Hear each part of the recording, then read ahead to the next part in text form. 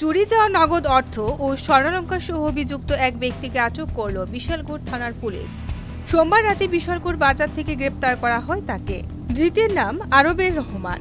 গত শনিবার রাতে অভিযুক্ত পার্শ্ববর্তী এলাকার বাসিন্দা রঞ্জিত কুমার রায়ের বাড়িতে দুঃসাহসিক চুরির ঘটনা ঘটে। এর পরদিনই রঞ্জিত বাবু থানায় অভিযোগ করেন তার বাড়ি থেকে নগদ ৬৫,০০০ টাকা ও ৮ ভরি স্বর্ণালঙ্কার চুরি হয়েছে। অভিযোগ পেয়ে মামলার তদন্তকারী অফিসার ধ্রুব জয় রিয়াং তদন্ত শুরু করে। তদন্তমূলে বেরিয়ে আসে আরবের রহমানের নাম। সোমবার রাতে তাকে গ্রেপ্তারের পর মঙ্গলবার সকালে পুলিশ তার বাড়িতে তল্লাশি চালায়। তল্লাশির সময় তার বাড়ি থেকে উদ্ধার হয় নগদ ১১,৫০০ টাকা ও ৩ ভরি স্বর্ণালঙ্কার।